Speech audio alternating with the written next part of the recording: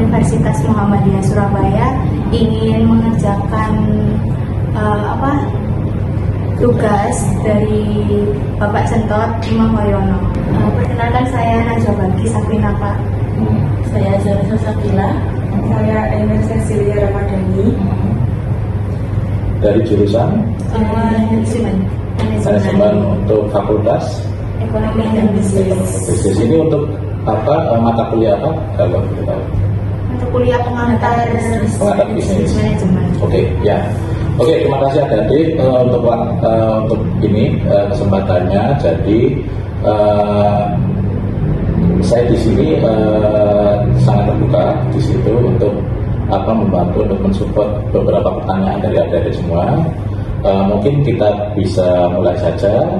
Kalau misalnya ada pertanyaan, mungkin saya perlu sharing apa, silakan ditanyakan. Oke, monggo kita bisa mulai. Silakan. Saya akan membuka pertanyaan nomor 1, Bapak. Ya.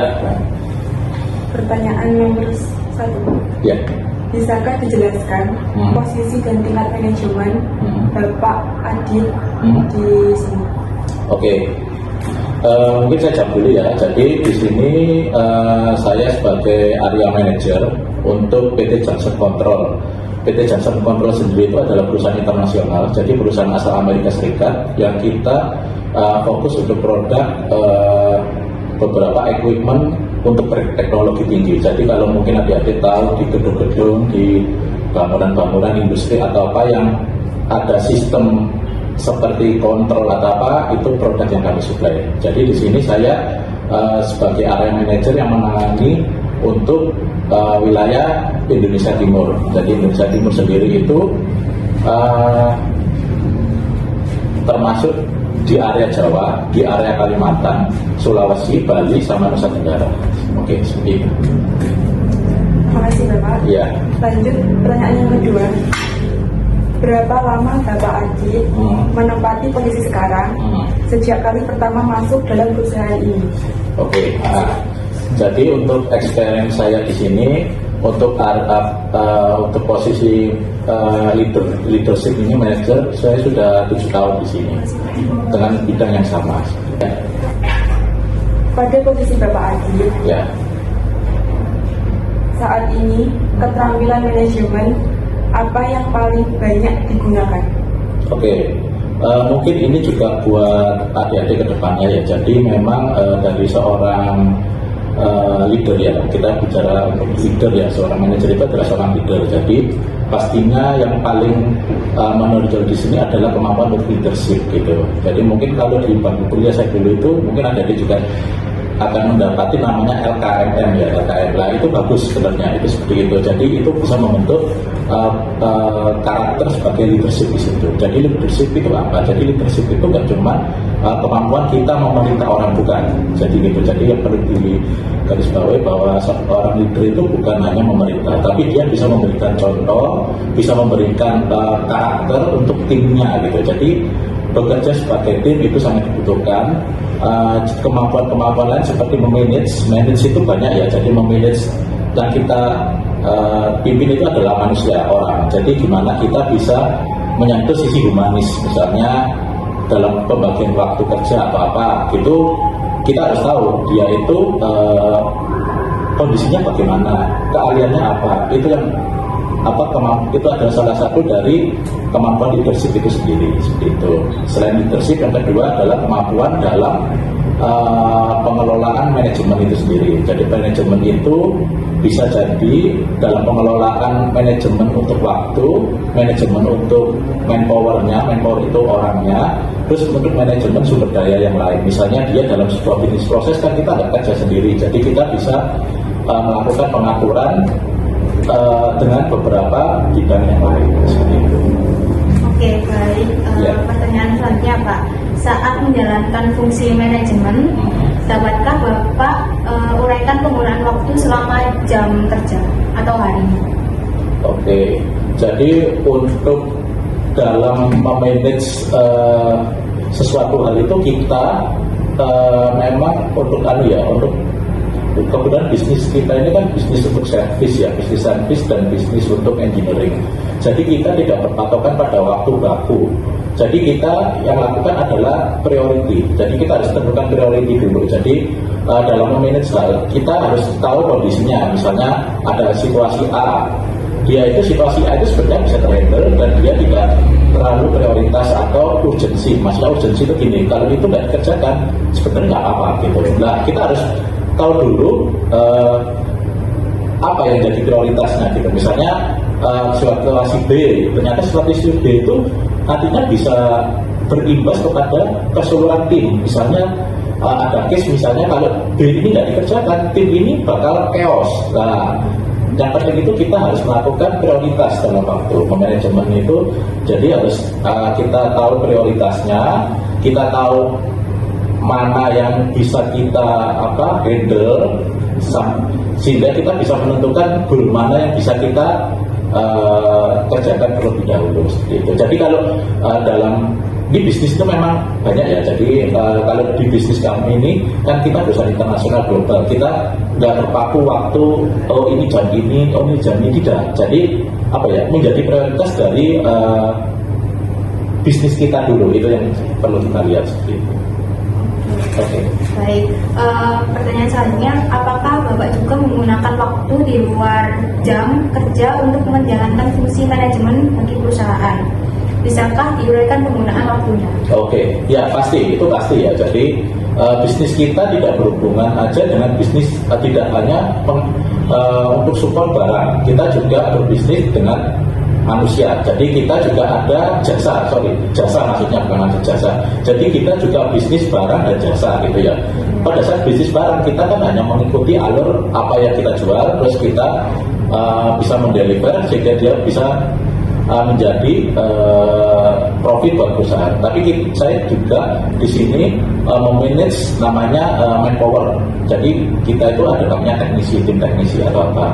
Terkadang itu pekerjaan itu nggak ideal, kita harus lakukan di jam kerja saja. Kadang-kadang mereka kan kebanyakan keluar dan istilahnya ya, kalau hari kerja kita kan hari jam standar ya jam 9 sampai jam 5.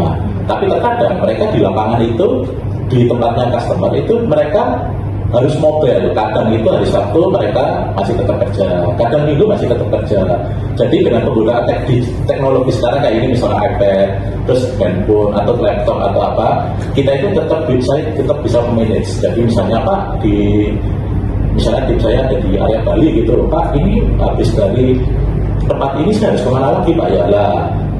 Manage itu bisa kita meeting lewat sini. Jadi kita meeting lewat sini, kita gunakan teknologi video call. Oh ya nanti ini gitu. Jadi pengaturan di jam kerja itu pasti, karena kita memang bisnisnya memang istilahnya barang dan jasa seperti itu pasti dilakukan seperti itu. Jadi pengaturan dari manpower itu orangnya gitu.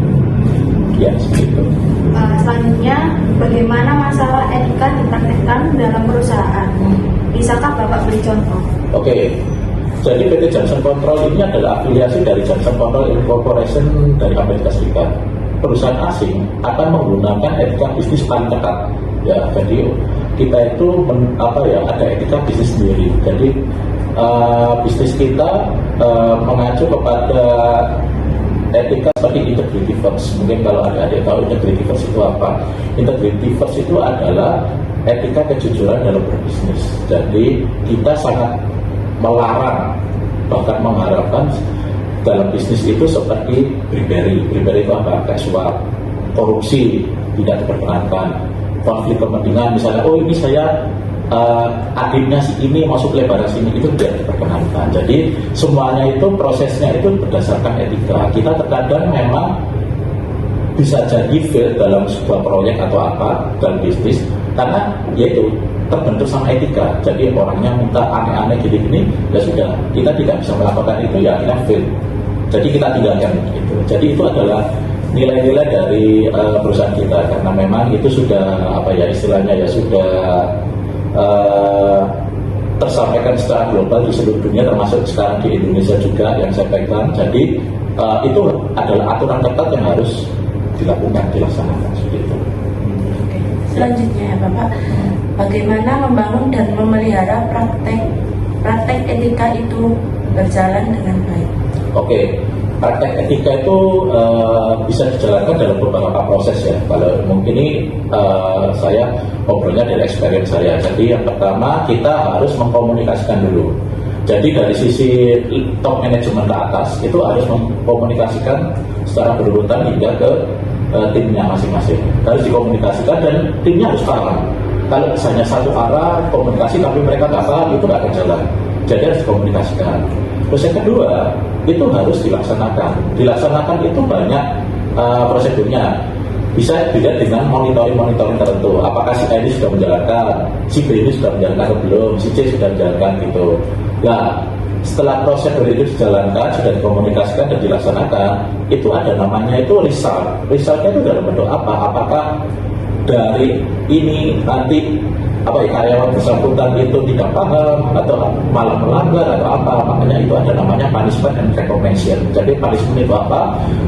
Jika kondisi di mana karyawan itu tidak mengikuti aturan yang ada di bisnis tadi. Nah, recognition awards itu apa? Jika mereka sudah bisa melaksanakan itu sampai titik di mana sangat-sangat patuh atau sangat-sangat bagus sekali, kita kasih awards. Di samping juga kalau misalnya ada pelanggaran kita juga akan ada punishment seperti itu. Punishment itu nggak hanya teguran nggak selalu mesti itu harus dihukum atau enggak. Punishment itu bisa jadi mungkin dia belum paham, kita lakukan adjustment lagi seperti itu untuk komunikasinya seperti itu. Ya. Apakah ada budaya perusahaan yang spesifik dan unik dijalankan di perusahaan Bapak? Bisa diceritakan secara dua dan menunjuk. Oke, ya itu tadi. Jadi perusahaan asing itu sangat identik. Kalau kami itu identik dengan integrity first namanya. Jadi ada nilai-nilai perusahaan kita yang salah satunya adalah integrity first. Integrity first adalah kita berbisnis dengan jujur. Kita berbisnis dengan model yang baik. Kita nggak boleh monopoli harga, kita tidak boleh curang, kita tidak boleh korupsi atau apa gitu. Itu yang paling menonjol itu. Jadi kita harus berbisnis dengan baik gitu. Dalam segala apapun jujur. Kalau itu harganya sekian, yang kita sukai sekian, ya itu yang harus kita lakukan gitu. Jadi nggak boleh kita main-main. Ini tak kurangi lah gitu. Dia nggak boleh. Itu adalah hal yang sangat risiko di sini. Itu melanggar. Udah besok tinggal bawa koper pulang. Nah, itu yang pertama. Terus yang kedua, kita fokus kepada customer gitu. Jadi semua perusahaan pasti dalam bisnis itu jadi prinsip bisnis itu yang pertama adalah profit. Kalau ada dia melakukan bisnis tapi nggak profit, itu bukan bisnis namanya, tapi sosial. Nah, politis atau sosial. Kalau bisnis namanya pasti profit gitu. Jadi kita kenapa ada salah satu nilai adalah customer driven. Jadi kita fokus untuk apa sih yang dibutuhkan pasar, apa yang dibutuhkan pelanggan kita, itu yang kita deliver di situ sesuai dengan standar mereka. Yang jelas nanti ujung-ujungnya misalnya adalah profit. Terus yang ketiga, kita juga dalam bisnis itu nggak bisa kita sekali melakukan selesai, enggak. Itu ada namanya customer focus atau kalau lebih umumnya itu istilahnya sustainability. Jadi keberlanjutan. Jadi misalnya tahun ini kita lakukan pekerjaan ini, tahun depan kita harus punya istilahnya punya planning atau bayangan. Jadi bisnis kita itu harus berlanjut. Makanya itu tadi bisnis yang berlanjut fondasinya yaitu tadi yang pertama customer driven tadi ada, integrated first bisnis yang baik juga ada. Itulah etika yang kita istilahnya lakukan di sini seperti itu. Ya, ada lagi mungkin. Bagaimana proses pembentukan budaya perusahaan? Oke, proses pembentukan budaya perusahaan itu yang tadi saya jelaskan di awal bahwa kita prosesnya itu tadi. Jadi setiap karyawan baru yang masuk ke sini pastinya kita harus komunikasikan nilai-nilai perusahaan itu harus ada. Bisnis kita harusnya seperti ini.